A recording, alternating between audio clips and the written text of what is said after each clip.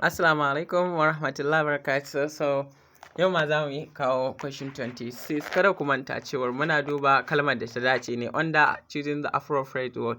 So this statement saying the coach advised his players not to go haywire because of an unjust penalty. This means that he advised the players not to be dash.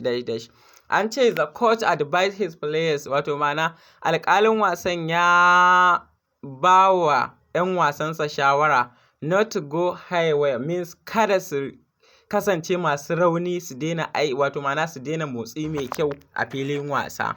Shine sai ce because of an unjust penalty, kawai saboda an yi irin penalty na tsakiyar wasa din nan bai yi daɗi ba ko bai yi kyau ba.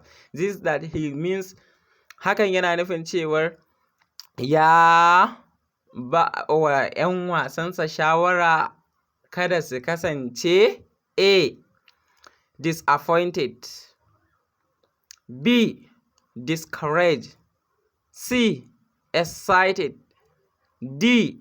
jubilant, E. violent. So the correct answer is discouraged.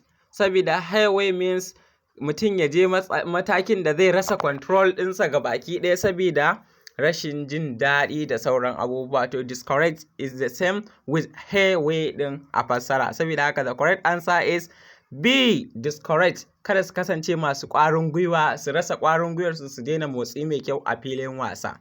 Saboda haka B is the correct answer. So sai mun haɗa bidiyo na gaba. Da Allah dinga liking da sharing. Thank you for learning here with us. Bye.